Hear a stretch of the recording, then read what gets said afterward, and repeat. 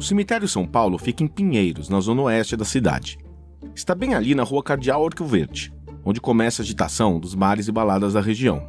Ele foi fundado em 1926 e, assim como outros cemitérios do centro expandido, surgiu para atender a elite paulistana. Ele não é tão badalado quanto os cemitérios do Araçá e da Consolação, mas também é a morada de alguns ilustres falecidos. Logo na entrada do cemitério, o visitante se depara com uma placa com os nomes das várias personalidades que estão sepultadas ali.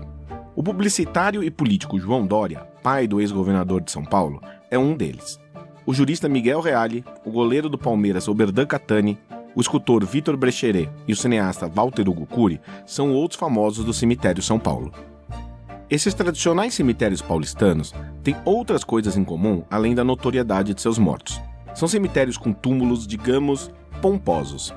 Esqueça aquele negócio de uma simples lápide com o nome do falecido sobre um gramado. Para as famílias da elite, os jazigos precisavam espelhar toda a distinção e respeito que elas julgavam merecer.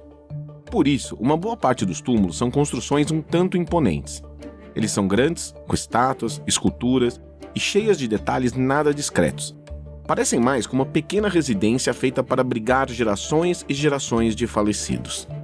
É no cemitério São Paulo que está sepultado o nosso personagem, Rudolf Schliemann, o imigrante alemão que morava na casa da rua Emberê. Eu descobri essa informação depois de conseguir seu atestado de óbito. Eu passei o nome e a provável data de sepultamento do Rudolf para a administração do cemitério, e eles me disseram onde estava seu túmulo. Com o número do jazigo e da quadra onde ele está localizado, eu achei que encontrá-lo seria fácil, mas não foi bem assim. Como acontece em quase todos os cemitérios paulistanos, mesmo nos mais tradicionais, o cemitério São Paulo tem alguns túmulos em péssimo estado de conservação. São jazigos degradados, alguns deles até arrombados, que claramente não recebem algum tipo de manutenção há muitos anos. Mesmo assim, eu não estava preparado para aquilo que encontrei. Para começar, eu não consegui encontrar o túmulo e precisei da ajuda de um funcionário. Ele também teve dificuldades, e quando encontrou...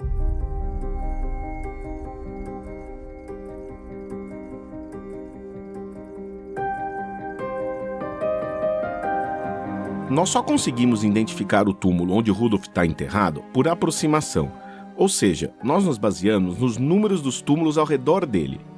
Isso porque, mesmo comparado com outros jazigos deteriorados, o que encontramos estava em um estado lamentável, para dizer o mínimo. O túmulo do Rudolf é um grande retângulo de concreto, coberto de mato, terra e sem identificação alguma.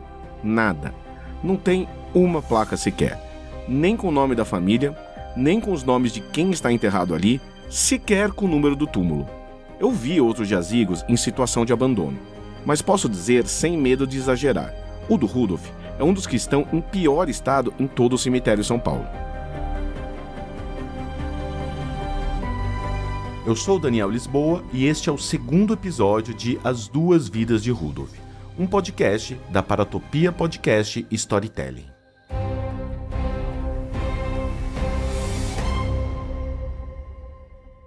Estava claro que ninguém cuidava ou visitava o túmulo do Rudolf há muitos anos, talvez décadas. Mas o que mais me intrigava era a falta de qualquer sinalização. Como eu já disse, há outras sepulturas em péssimo estado no cemitério. Mas, pelo menos entre aquelas que eu pude ver, você pelo menos sabe os nomes dos mortos.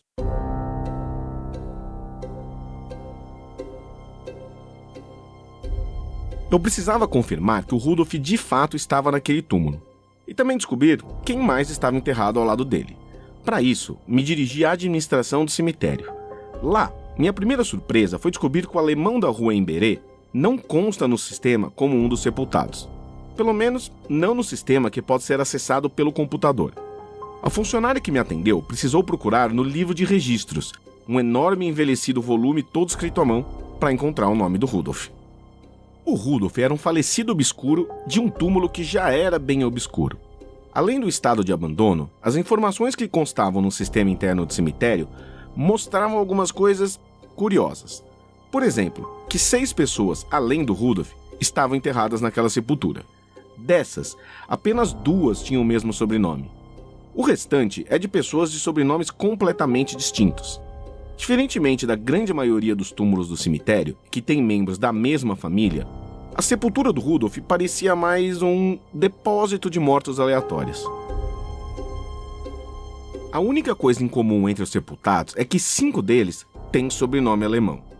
E há uma única conexão entre eles e o Rudolf.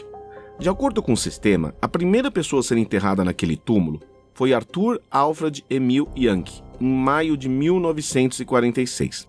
As 2 pessoas que tinham sobrenome em comum eram Hedwig Kastner, enterrada em maio de 1957, e Joseph Kastner, sepultado em setembro de 1961. Tanto Janke quanto Kastner eram sobrenomes de Elfriede, a mulher que vivia com Rudolf na casa da rua Emberê. E uma outra informação sobre o túmulo me chamou a atenção. O sistema registrava que uma pessoa havia sido enterrada nele em setembro de 2020. Ela era a única que não tinha sobrenome alemão. Como o último enterro havia acontecido em 1976, eu presumi que ela também não tinha qualquer ligação com os demais sepultados. Eu questionei a funcionária que me atendia, e depois de alguma confusão sobre os registros do túmulo, ela entendeu o que havia acontecido. O túmulo, de fato, estava abandonado. Tão abandonado que seu terreno foi interditado e seus corpos transferidos para o ossário. Em 2020, um novo proprietário comprou o jazigo diretamente com a prefeitura, o que explica alguém ter sido sepultado ali naquele ano. O que nunca saberemos é por que esse novo proprietário não mudou em nada a situação de abandono da sepultura.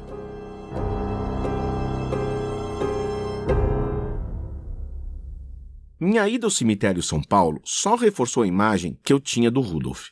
Afinal, vamos recapitular o que temos até aqui. O Rudolf se filiou ao Partido Nazista aos 20 anos de idade em 1933 e migrou para o Brasil.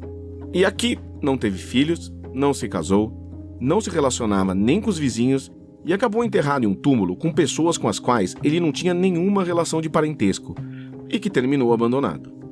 Parece que ele viveu nas sombras ou que fez questão de não deixar vestígios. Para se ter uma ideia, eu falei também com o Instituto Marshall Staden. A entidade é a guardiã de mais de 140 mil dados biográficos de imigrantes de países de língua alemã. Se havia um lugar onde poderia ou deveria haver algum registro sobre um membro da comunidade alemã paulistana, era lá. Eu escrevi para o Marshall Staden, eles pesquisaram no acervo deles e nada. Rudolf simplesmente não existe. Sim, eu estou pensando na mesma coisa que vocês. O Rudolf foi um filiado ao Partido Nazista. Disso nós temos certeza. Depois, ele viveu no Brasil de forma muito discreta, para não dizer escondida. Será que ele estava envolvido em atividades nazistas em solo brasileiro? A tentação de imaginar que sim é grande, mas temos que tomar cuidado. Eu não encontrei nenhuma prova nesse sentido. E talvez existam poucas acusações mais graves do que afirmar que alguém é ou foi um nazista. O que eu tenho, aí sim, são indícios e mais algumas informações que eu vou revelar daqui a pouco. Para não ficar imaginando coisas ou ser injusto, eu conversei com gente que estudou e sabe muito sobre a presença nazista no Brasil. Nenhum deles tem elementos suficientes para dar uma resposta definitiva sobre o Rudolf. Mas, com certeza, esses especialistas são capazes de iluminar a trajetória do nosso personagem e as hipóteses mais prováveis sobre a vida dele. Fui no túmulo, né, que é até no cemitério aqui perto. Ele foi enterrado num túmulo que nem é um túmulo de família, é meio que um depósito, assim, com várias pessoas aleatórias, de famílias diferentes. Um cara com 0 laços. Tanto que ele deixou a casa, depois que ele morreu, isso eu descobri também, pro casal que era ali o casal de caseiros dele, né? Isso dificultou minha vida, porque eu esperava encontrar algum parente dele, né, para descobrir mais sobre o cara. Mas até que eu falei com o Arquivo Nacional da Alemanha, pedi para fazerem ali, ver o que tinham sobre ele, e para minha surpresa, eles me mandaram o cartão de matrícula do Rudolf no Partido Nazista, né? Então, o que era um clichê, um estereótipo, eu não sei se dá para chamá-lo de nazista, mas ele foi filiado ao Partido Nazista. Isso é um fato, não é? E em 33, ele já sabia bem o que estava rolando. A primeira pessoa com quem eu conversei foi o Felipe Abal. O Felipe é historiador e autor do livro Nazistas no Brasil e Extradição. que conta a história de 2 criminosos nazistas que fugiram para o Brasil e como foram os processos de extradição deles. E nós não estamos falando de nazistas quaisquer. Franz Stangler e Gustav Wagner atuaram em 2 dos maiores campos de extermínio, os de Sobibor e Treblinka. Direta ou indiretamente, eles estiveram envolvidos na morte de milhares de pessoas. O Gustav Wagner viveu em um sítio em Atibaia, no interior de São Paulo, e foi finalmente preso em 1978. Diversos países pediram sua extradição, mas o Supremo Tribunal Federal entendeu que os crimes de Wagner já estavam prescritos e ele acabou solto. Sua trajetória, porém, não durou muito tempo.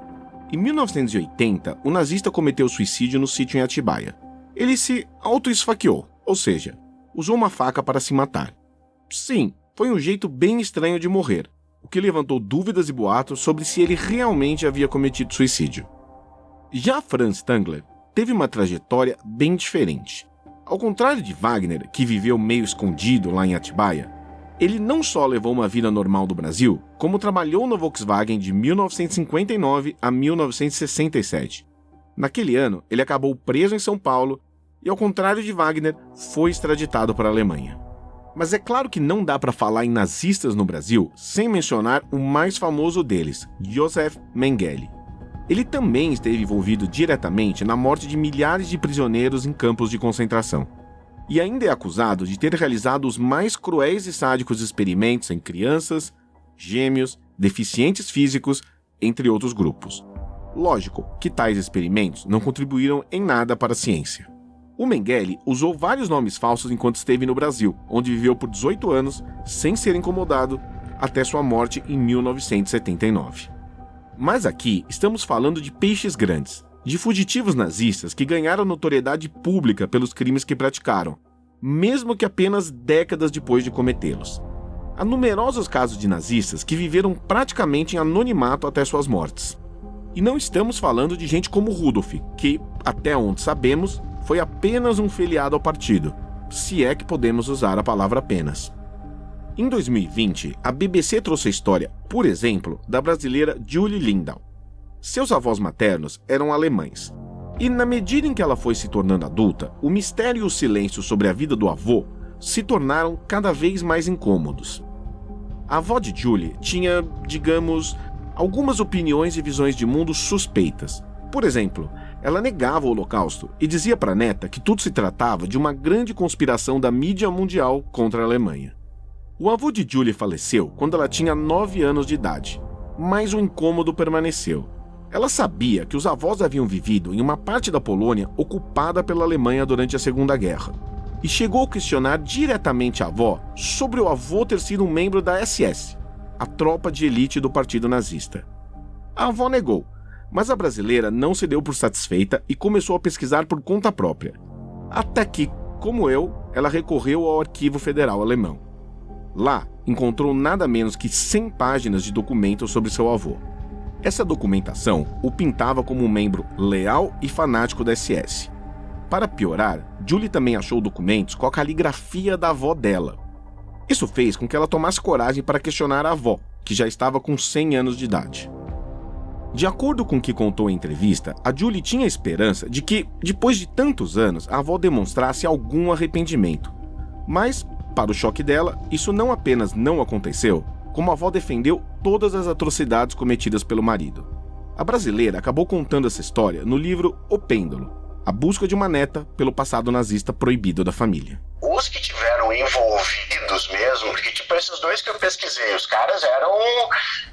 trabalharam em campo de extermínio, sabe?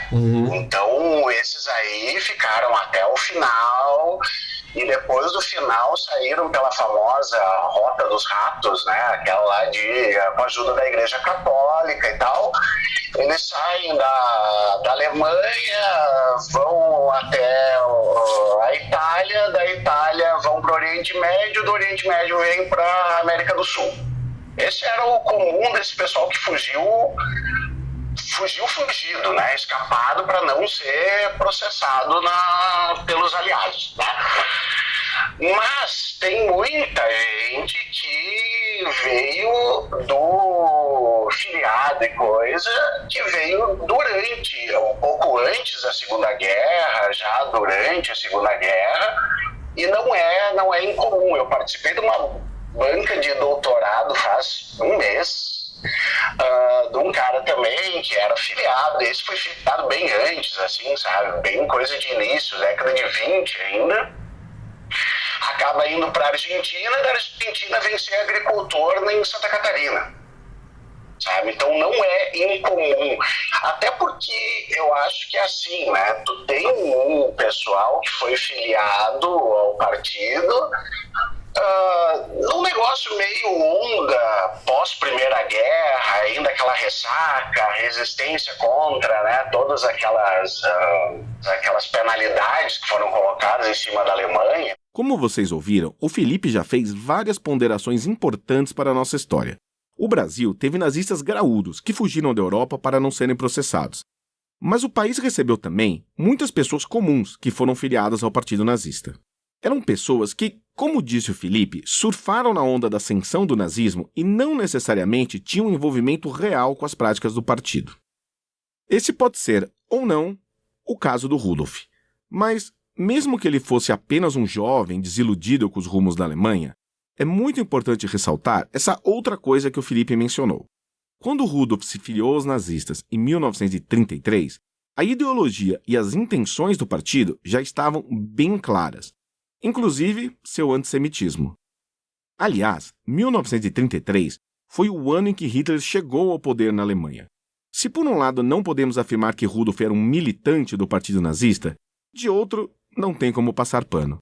Aos 20 anos de idade, o futuro morador da Rua Emberê sabia muito bem onde estava se metendo. Teria que saber mais sobre a vida dele mesmo, mas assim, se ele se filiou em 33, ele já sabia onde ele estava se metendo. Não é assim, não sabia que o cara era antissemita, não sabia que o cara era... Não, mas sabia bem.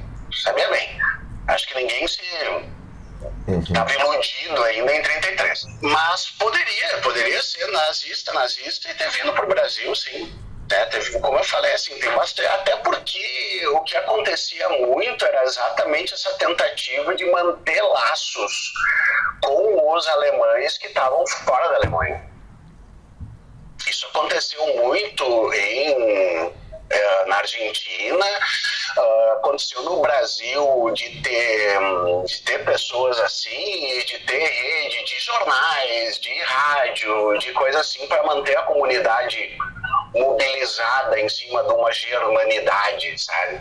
O maior partido nazista fora da Alemanha estava aqui, né?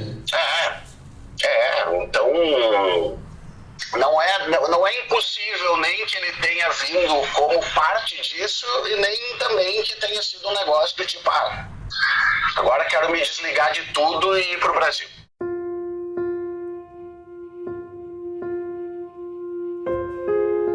O Felipe foi extremamente cauteloso nessa nossa conversa. Ele fez questão de deixar claro que não é possível cravar nada a respeito do Rudolf com as poucas informações que temos. Mas o bate-papo com ele foi importante para levantarmos algumas hipóteses. A primeira é a de que, na altura em que o Rudolf se filiou aos nazistas, era praticamente impossível que um alemão não soubesse que estava se unindo a extremistas violentos. E depois vem a pergunta mais importante para a nossa história: o que ele veio fazer no Brasil? Existe a possibilidade de ele simplesmente ter se arrependido e vindo ao Brasil para desfazer seus laços com o que estava acontecendo na Alemanha. Como eu vou explicar daqui a pouco, eu tenho alguns motivos para suspeitar dessa hipótese. Mas, como pontuou o Felipe, existe também a possibilidade do Rudolf estar envolvido em algum tipo de atividade nazista no Brasil. Eu já compartilhei com vocês vários dos meus motivos para suspeitar do Rudolf. A maneira como ele viveu mostra que ou ele foi um homem muito fechado e antissocial, ou estava escondendo algo. E tem a questão dos furos e contradições na documentação do Rudolf. Vocês lembram que um dos documentos que eu encontrei dizia que ele havia chegado ao Brasil pelo Porto de Santos. Mas um outro documento, mais antigo, diz que ele tirou a carteira de identidade dele no Rio de Janeiro e não em São Paulo. Além disso, essa primeira identidade teria sido tirada em 1939, ou 3 anos depois da chegada de Rudolf. Essas questões sobre datas e local de chegada ficaram ainda mais confusas depois que eu fiz outras descobertas.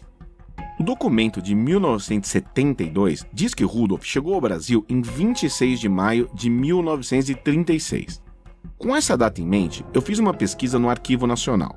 Primeiro, chequei todas as listas de chegadas de passageiro pelo Porto de Santos naquele dia. Depois, as de dias próximos, um pouco antes ou um pouco depois de 26 de maio.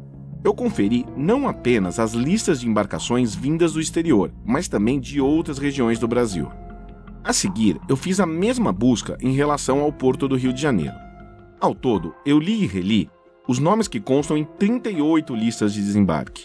E, a não ser que eu tenha deixado passar alguma coisa, não há qualquer menção a um Rudolf Schliemann, nem de qualquer nome remotamente parecido. O Arquivo Nacional não tem os nomes de todos os passageiros que desembarcaram no Brasil, mas sua coleção é bem vasta, e por isso eu achei estranho não ter encontrado o nome do Rudolf. E foi o Arquivo Federal da Alemanha que, mais uma vez, me trouxe um esclarecimento. Em uma das minhas trocas de e-mail com os alemães, eu pedi para eles conferirem se havia algum registro da saída de Rudolf da Alemanha. E eles acharam esse registro. O Rudolf teria embarcado em um navio de Hamburgo para Santos no dia 30 de agosto de 1933. Esse pode parecer um detalhe pequeno ou apenas um erro, mas vamos lá. O Rudolf já tinha mais de 20 anos quando chegou ao Brasil, e 50 anos quando fez o documento que dizia que ele havia chegado em 1936. Ou seja, não é que ele era uma criança que veio com os pais e não sabia exatamente quando tinha desembarcado no Brasil. 3 anos de diferença não é um erro pequeno, e Rudolf certamente sabia o ano correto. Por que, então, deixou que colocassem a data errada no seu documento? Sobre a chegada pelo Porto de Santos, eu também encontrei documentos que tornam essa versão estranha. Além de a primeira identidade de Rudolf ter sido tirada no Rio de Janeiro, eu descobri uma outra coisa quando visitei o Arquivo Público do Estado de São Paulo. Antes de ir até o arquivo, que fica aqui na zona norte de São Paulo, eu fiz uma busca no site da instituição e descobri que havia sim um registro no nome de Rudolf Schliemann. É lógico que eu esperava encontrar algo que o ligasse a atividades nazistas, mas, pelos motivos que vocês saberão agora, não foi exatamente isso que eu achei.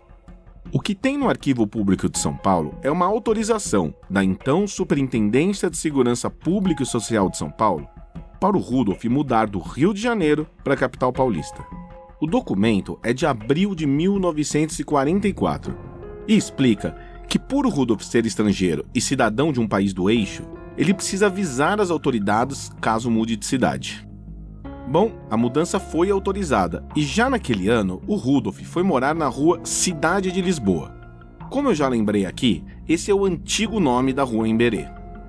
Depois que eu confirmei que o Rudolf de fato morou no Rio de Janeiro, eu fiz uma pesquisa também no Arquivo Público daquele estado, mas, diferentemente de São Paulo, não encontrei um único documento sobre o alemão.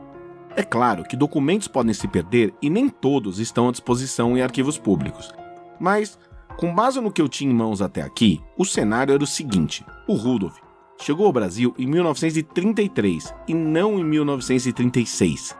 Pode até ter desembarcado pelo Porto de Santos, mas foi morar no Rio de Janeiro, onde ficou até 1944. Deste período entre 1933 e 1944, nós temos uma carteira de identidade que foi expedida apenas em 1939. De resto, não há um único registro sobre onde Rudolf morava, no que trabalhava e o que ele fazia da vida durante esse período. Que, coincidência ou não, é exatamente o período do auge da presença nazista no Brasil. Para a gente debater se o Rudolf estava ou não ligado ao nazismo no Brasil, eu trouxe uma outra pessoa para a conversa. E não é qualquer pessoa. Ana Maria Dietrich é autora do livro Nazismo Tropical, o Partido Nazista no Brasil, e, possivelmente, a maior especialista no assunto. Assim como fiz com o Felipe Abal, eu queria saber da Ana o que podemos imaginar sobre a vida do Rudolf com base nas informações disponíveis. E ela deu novas pistas e informações valiosas. Olá, Daniel. Boa noite. Oi, Ana. Como é que você tá? Tudo bem? Tô tudo bem. Só peço desculpas que eu não vou conseguir abrir a câmera. Ah, tudo bem. Bom, finalmente conseguimos conversar. Eu peço desculpa por ter enchido sua paciência esse tempo todo, mas... tem que pedir desculpas, imagina, é que eu tava em férias e viajando, Sim. a coisa fica difícil. Eu ainda tô em férias, né? Uhum. Mas eu tô em casa, então agora tá mais tranquilo. Tá. Fazia tempo que eu queria conversar com a Ana. Depois de muitas idas e vindas, nós finalmente conseguimos falar. Eu resumi para ela a história da casa abandonada até chegar na parte mais importante, a de que o Rudolf foi um membro do Partido Nazista. A Ana também foi muito cuidadosa para chegar a conclusões definitivas, até porque, com o que temos até agora, isso simplesmente não seria possível. Mas a análise que ela faz é bem clara. Com base no perfil do Rudolf, ela acredita que as chances de que ele estivesse envolvido em atividades nazistas no Brasil não são nada desprezíveis. E aí, assim, o que eu queria te perguntar, tentar entender, né? Eu tô tentando traçar um perfil desse personagem, né? Muito com base em suposições, porque tem muito pouca informação sobre ele, né?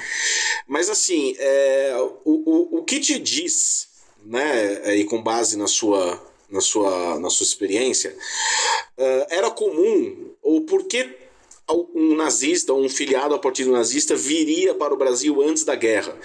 Isso aconteceu também? Tem outros casos? O que você se lembre, esse fluxo já existia? Eu estou tentando imaginar o porquê, né? Dele ter deixado a Alemanha no auge do nazismo. Na verdade, assim, o que eu estou estudando é o Partido Nazista no Brasil, né? Eu estudei na minha mestrado e doutorado. Então, eles, geralmente, eles vinham para o Brasil na década de 20, eram alemães, chamados alemães natos, e aí, com a chegada do Hitler ao poder, aí, enfim, eles se filiavam ao Partido Nazista. Então, por exemplo, o ano de 1937 é o ano que havia mais filiados do Partido Nazista no Brasil, onde o número foi maior entre todos os anos. Entendi. Porque o Partido Nazista no Brasil ele existe desde 19, né? Mas aí ele ganhou essa força, né, com a chegada do Hitler ao poder em 1933 e em 37 seu auge, porque 38 ele é proibido. Então, assim, a dúvida é, né, se ele é filiado pelo Partido Nazista no Brasil, que é uma célula, né, do Partido Nazista Alemão, ou no próprio Partido Nazista Alemão. Então, já sei. Eu tenho um documento de filiação ao Partido Nazista lá na Alemanha mesmo, né? Esse pessoal que está chegando na década de 20 durante a República de Weimar, né? Houve uma grande recessão na Alemanha, então vem um fluxo, né, de imigrantes aqui para o Brasil, e aí eles vêm trabalhar na indústria que está nascendo, né? Então eles residem em São Paulo, a maioria em São Paulo, Rio de Janeiro, por aí vai, né? Ele, pelo que eu consegui descobrir, ele morou primeiro no Rio de Janeiro, ele morou até 1944 e depois ele mudou para São Paulo, né? Existia uma célula nazista no Rio de Janeiro nesse período, né? Razoavelmente importante. Porque o Rio de Janeiro, nesse período, ele era a capital do Brasil, né? Então, ali é muito importante. O próprio chefe do Partido Nazista no Brasil também chegou primeiro no Rio de Janeiro, que é o Hans-Heinrich von Kossel, e depois ele veio para São Paulo também. Ao contrário de outros alemães, que migraram para o Brasil quando a economia da Alemanha estava em frangalhos na década de 20, o Rudolf veio para o Brasil no ano da ascensão do Hitler, em 1933. E a Ana tem uma hipótese para isso. Por exemplo, o fato dele estar vindo bem no auge do nazismo, ele pode estar vindo justamente para fomentar, né, essas atividades aqui. Porque, por exemplo, tinha um tipo de atividade, tinha as escolas alemãs que funcionavam, né, eram células nazistas também.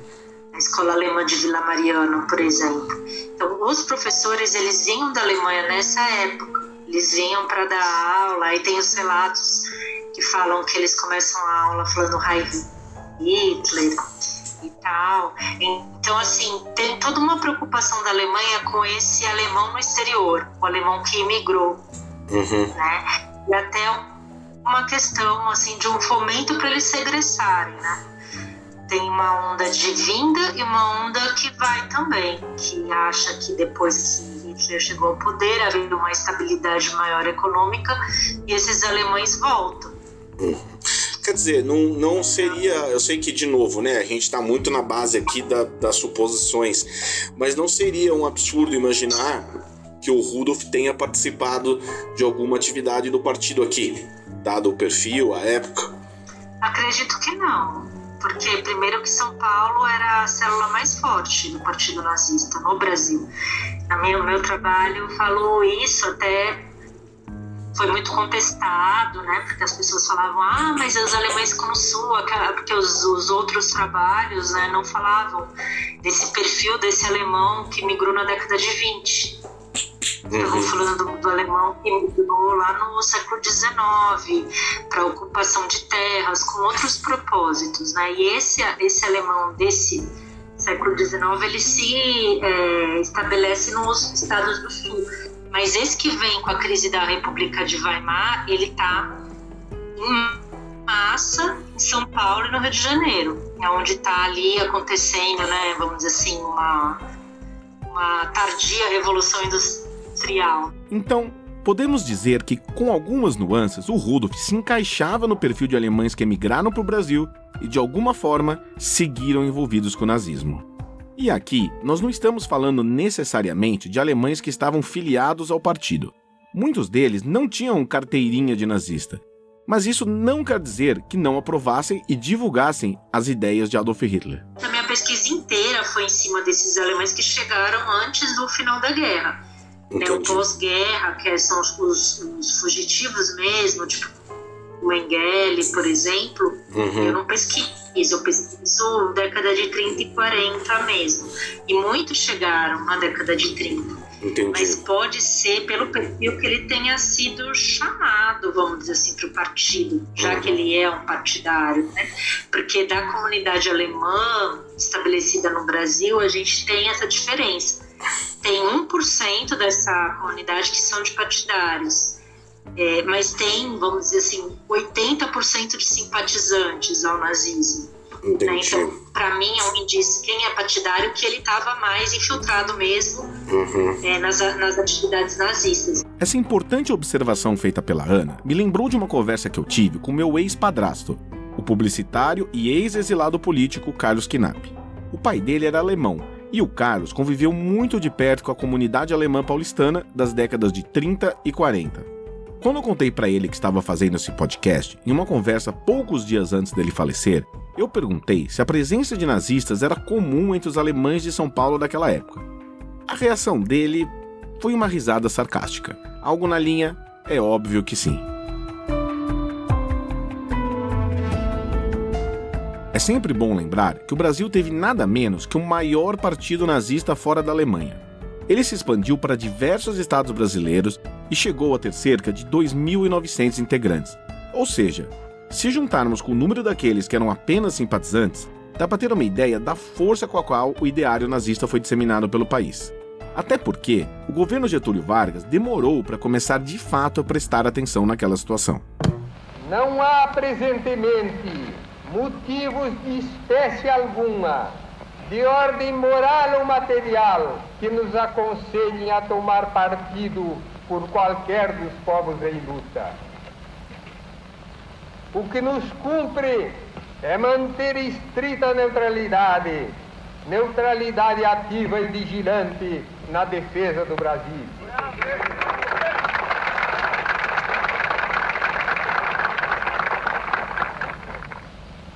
Ninguém pode dominar a consciência alheia. E em consciência, cada qual pode ter as suas simpatias. Mas a obrigação de todo brasileiro patriota é conduzir-se de modo a preservar o Brasil da guerra.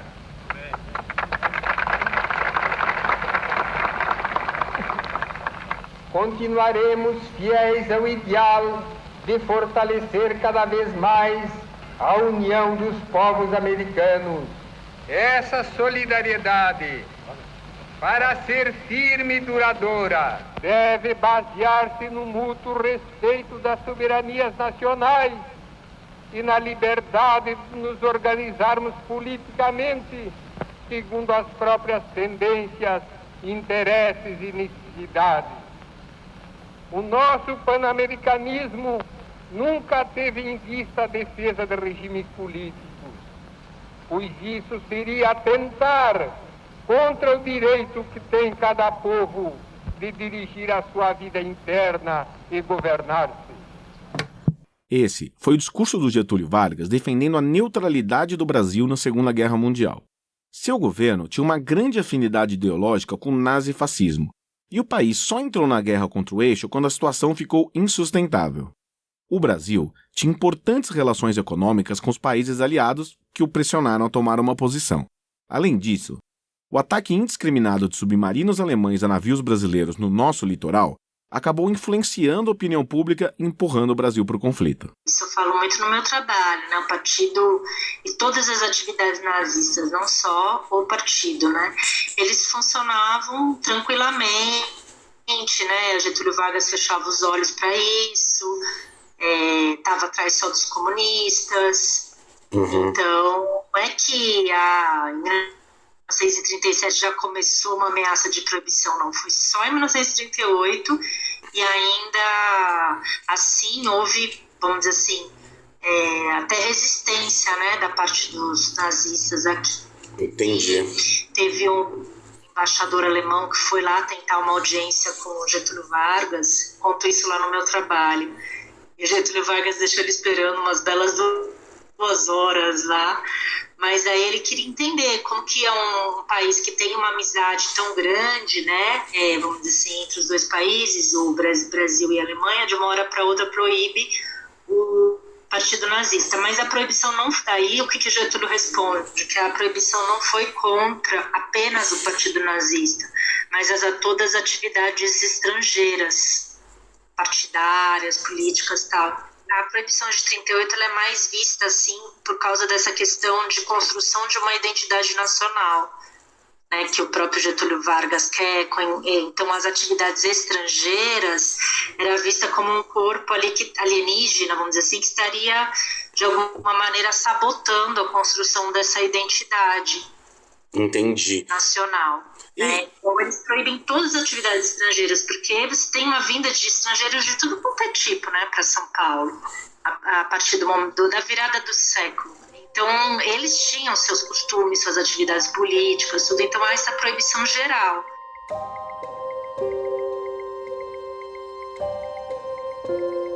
São 2 carteirinhas que comprovam a filiação de Rudolf ao partido nazista, uma azul e uma meio amarelada. Na azul, o ano de nascimento de Rudolf está errado, mas na outra, lá está, 8 de junho de 1912, a mesma data que consta nos documentos brasileiros. Em ambas, a data de entrada no partido nazista é a mesma, 1º de abril de 1933. Mas, na carteirinha azul, há também a data de saída de Rudolf, agosto de 1933. Ou seja, oficialmente, ele passou 4 meses como membro dos nazistas. É claro que isso também é estranho, até porque, vocês lembram quando Rudolf embarcou de Hamburgo para o Brasil? Exatamente em agosto de 1933. Ou seja, por algum motivo obscuro, ele entrou no partido nazista para apenas 4 meses depois se desfiliar e ir embora para o Brasil. Por que ele fez isso? Ele se arrependeu? Mas ele se arrependeu tão rapidamente assim? Será que ele tinha medo de viajar para o exterior tendo algum vínculo com o partido? Ou será que se tratou de alguma estratégia para esconder ou despistar suas credenciais nazistas?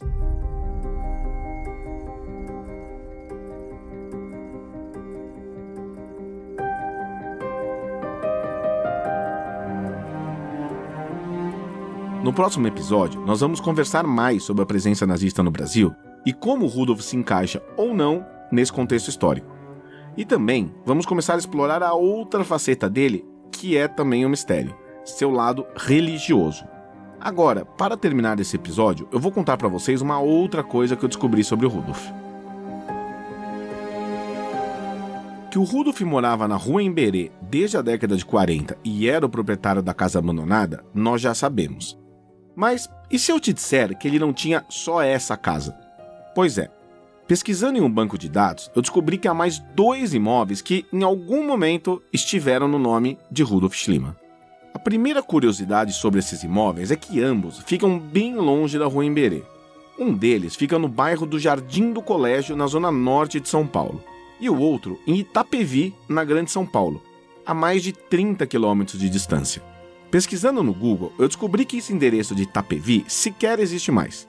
Pelo menos, não com o número da casa que um dia esteve ligado ao Rudolf. Mas o imóvel da Zona Norte ainda existe, e eu fui até lá. É uma rua tranquila, com pouco movimento de automóveis e casas charmosas e bem cuidadas. Ou quase isso.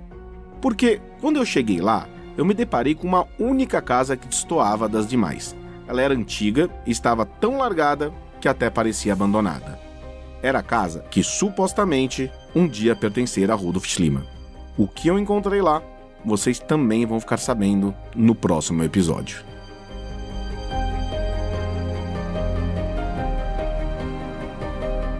As Duas Vidas de Rudolf é um podcast original produzido pela Paratopia Podcast Storytelling. A reportagem, o roteiro e a narração são do Daniel Lisboa. Edição e sonorização é de Luan Alencar. A produção geral é de Ira Croft e Paula Weinberg. Arte de capa, Linda Mídias Digitais. A direção é do Andrei Fernandes.